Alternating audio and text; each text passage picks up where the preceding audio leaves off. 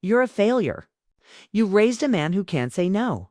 She said it with a laugh like a joke while spearing another bite of salad. But it wasn't a joke. Not to me. Around the table, a few guests chuckled politely. The kind of laugh people give when they don't know whether it's safe to join in. Some looked down at their plates. Some hid behind their wine glasses. My son shifted in his chair. Carter, my only child. He didn't look at me. His eyes dropped to his food, shoulders drawn in, silent. And that silence? It cut deeper than her words. The room grew still. I could hear the grandfather clock ticking from the hallway. The ceiling fan hummed like it wanted to interrupt, but didn't dare. I didn't react. Not outwardly. I reached for my cup of coffee, still warm, and took a slow sip. That was the only sound I made. Lacy, my daughter-in-law, kept talking, completely unbothered. Maybe she hadn't noticed the silence, or maybe she enjoyed it. She launched into another story about Carter. How he had agreed too quickly to cover their daughter Ava's dance recital costumes. How it was so hard to run a business when your husband gives away your margins. She smiled wide, showing teeth, waiting for more laughter. Another jab. Another performance. And I was her punchline. Carter glanced up once, just long enough for me to see his eyes. No apology. No defense. Then he looked back down. Years ago, I might have snapped. But I've learned how heavy silence can be when you let it settle. Sometimes silence makes people more uneasy than shouting ever could. So I stayed quiet. Let the air grow dense. Let her words hang there. It was my food, my wine, my table. And still, somehow, I was the one being erased. I smiled faintly. Watching Lacy refill her glass with the same card she had used to buy groceries the week before. A card I had co-signed. An account she didn't know I still checked. The conversation moved on. But I didn't. I never do. That night, back home, I pulled out the folder. It's old brown, the edges curled. An accordion file I once used for school budgets. Now it holds something far more personal. I set it on the kitchen table and opened it. 14 mortgage payments. $1,800 each. Drafted automatically from my account on the 15th of every month. It had started when Carter lost his job. He hadn't told me until a late notice came from the bank. I asked him directly. He looked ashamed, and the shame cut into me too, the way his pain always has, so I helped, quietly. No lecture. No, you should have told me sooner. Just money. A transfer. Then another. Eventually, autopay. You'll catch up when you can, I told him. That was over a year ago. My name is still on the deed. Not because I wanted it there, but because the bank wouldn't approve the loan without me. That was before Lacy's business took off, before she began telling everyone she was self-made. I also co-signed for her credit card. Carter asked, said it was just to build her credit. I signed the form, then made dinner like it didn't mean anything, but I see the statements. I know the difference between office expenses and spa packages.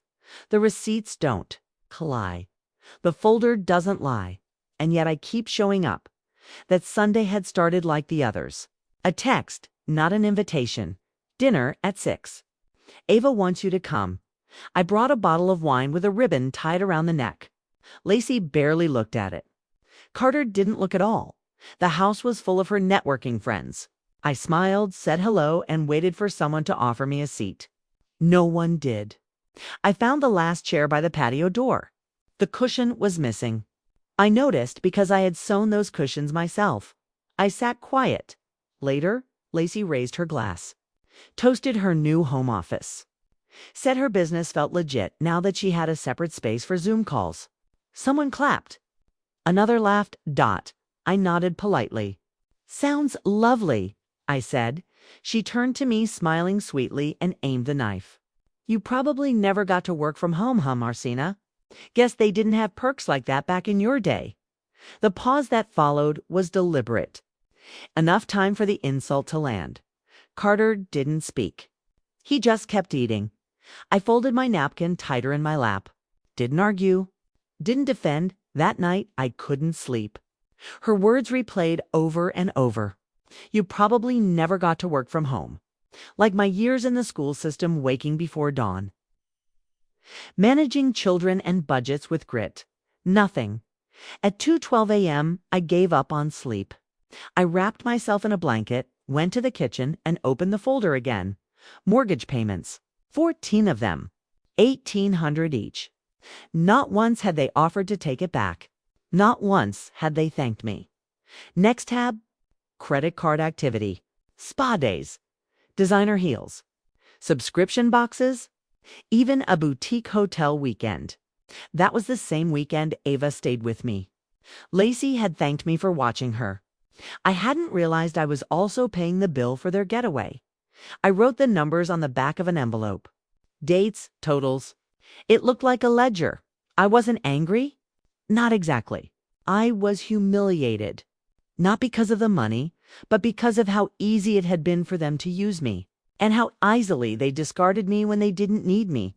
At 8:05 the next morning, I called my attorney's office. Her assistant answered, said she'd call me back. By then, I had already laid the deed out on the table beside my coffee mug, and later that week I heard Carter's voice.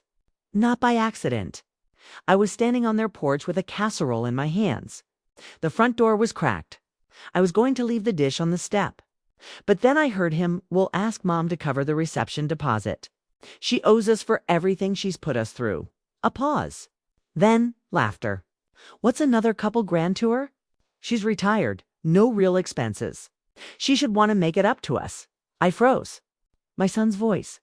The same voice that once begged me to stay a little longer when I dropped him off at school. The same voice that once told me, "Thanks for always being there." "Mom." Now it sounded like the voice of someone tallying a payout. I didn't knock. Didn't move. I set the casserole down, turned, and walked back to the car. That word followed me the whole drive home. They didn't see me as a mother anymore. They saw me as a bank account. That night I opened the folder again.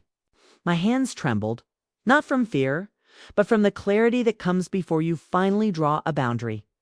I picked up my will, slid Ava's name higher, because she's the only one who never asked for more than stories. Banana bread and time. The silence I had lived with for so long was no longer a shield. It was becoming a weapon, and part of me knew this was only the beginning. The lawyer's office sat above a bookstore tucked between a florist and a framing shop. I had walked past it for years without ever needing to step inside. That morning I arrived early, coffee in hand, notes in my purse. She greeted me with the kind of gentleness people save for clients who aren't here about business, but about closure. We began with the deed. I explained the situation plainly. My name had been used to secure Carter and Lacy's loan. My signature was on the papers. But the house had never truly been mine. Not in spirit, not in welcome. The lawyer didn't ask for details. She didn't need to. She pulled the file, read the clauses, and began preparing the changes. With every scribble of my initials, something inside me loosened. A weight I'd been carrying alone started to shift. Next came the credit card. I slid the statements across the desk. Charges circled in red ink. Designer candles, spa visits, 2 nights in a boutique hotel. Lacy's name in the memo line. My signature on the authorization. "I want the account closed fully. Permanently," I said. She tilted her head.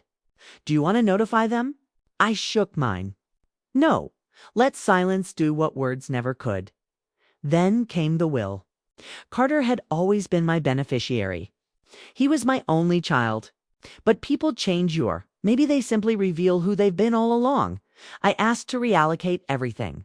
The house, the savings, the cabin in Jasper, all of it to Ava, my granddaughter. The only one who still wanted nothing more than time with me. By the time I left the office, the paperwork was in motion. The decisions were final. I passed the florist on the way out and bought a single sunflower. Not for anyone else. For me at home, I placed it in a glass jar beside the folder, then began planning dinner. A simple meal. Roast chicken, vegetables, coffee, nothing fancy. But this dinner would be different. I set 5 places. 1 for me, 1 for Carter, 1 for Lacy, 1 for Ava, and 1 for the notary who arrived 10 minutes early and waited quietly in the den with a folder of her own when everyone sat down. I poured coffee for all but Lacy. She waved it off, asking for sparkling water instead. Too much to juggle with the wedding planning, she said with a laugh. Then she turned to me, voice aimed like a blade. Speaking of, we're finalizing the reception venue next week. They'll need the deposit soon. We were hoping you could cover it, Marcina. Just the deposit, will handle the rest. Carter cleared his throat but didn't look at me. I didn't answer. Not right away. Instead, I stood, walked to the counter, and picked up the folder I had prepared. I carried it to the table and set it in front of Lacy. She blinked. What's this? Updates, I said. Financial ones? Legal ones. I thought it was time we all got clear on who's paying for what. She hesitated before opening it. The notary stepped into the room silent, a witness with pen in hand. Carter leaned forward, then froze when he saw the header on the first page. Notice of removal of name from property deed. Lacy flipped faster now, hands trembling, though she tried to keep her expression calm. A credit card statement from 2 months ago. A charge of $612 at a spa. Her name in the memo line. My signature on the payment authorization. You called me a failure, I said quietly. But who do you think paid for the spa, the sofa, the flights? She opened her mouth, then closed it again. I pulled out a smaller stack. Receipts, printed emails, text confirmations. I laid them on the table one by one without rushing. Her monthly delivery box. The boutique hotel weekend. The leather sectionals she bragged about online. All of it billed to me. You wanted to erase me, I said, stacking the last paper neatly. So I erased the credit line instead. Silence stretched across the room. Lacy's face was pale now. Carter leaned back, words stuck in his throat. He finally whispered. I thought the business covered some of this. The business didn't have a co-signer, I told him evenly. I did. The notary remained still, a neutral shadow with a pen ready. I gave because you were my son, I said. Because you needed help. Because I believed you'd come through. But you let her weaponize it. Ava sat quiet, wide-eyed, watching everything. I reached for one last envelope and slid it toward Carter. In case you're wondering, that one's for the balance I paid off last week. The final one. Then I stood and poured myself another cup of coffee. Lacy pushed back her chair, receipts clutched in her shaking hands, and stormed out without a word. The sound of her heels on the porch echoed long after she'd gone. Carter stayed, staring at the folder as though waiting for it to turn into something less damning. Finally, he asked softly, Why didn't you just tell me, Mom? I looked at him for a long moment. I raised you to know the difference between help and dependence. You chose not to learn. His shoulders sagged. I never wanted the money to matter. It didn't, I said. Until you let her weaponize it. Ava slipped her small hand into mine. I gave it a squeeze. Carter gathered the folder, heavy in his arms. He left quietly, pausing on the steps as though waiting for me to stop him. I didn't. I closed the door softly and turned the lock. The house was quiet, peaceful. For the first time in years, I felt whole. 2 months later, I sat on my porch with coffee, listening to the wind move through the trees. No phone calls asking for help. No texts filled with half-truths. Just quiet. Ava came by every Wednesday after school. She let herself in, kicked off her shoes, and told me about her day while eating whatever I had cooked. She never asked for more than time. Her laughter filled the spaces that used to ache. I had updated the deed to the cabin in Jasper. Put it in both our names. She didn't know yet. She would, someday. For now, it was enough just to know she would have something no one could take away. The folder sat untouched on my bookshelf. But one page I framed. A receipt for a mortgage payment. Dated the same week, Lacy called me a failure. It hangs beside an old staff photo from the school. Proof to myself that sometimes the quietest people carry the heaviest loads. Carter sends short messages now and then. Lacy has never reached out. I don't wait for either of them anymore. I've built a new life. One not measured in what I can give away, or who calls me mother, or what role I'm expected to fill. Just myself, fully. Finally, the mail arrived. I opened the box and pulled out a card, Ava's handwriting across the front. I smiled, pressed it to my chest, and walked back inside. Sometimes silence is the sharpest answer. And sometimes breaking free from the weight of others' expectations is the only way to heal. Stories like mine are everywhere and spoken, tucked behind closed doors. If you want to hear more of them, where family ties unravel and hidden truths surface, you'll find them on Shattered Bonds.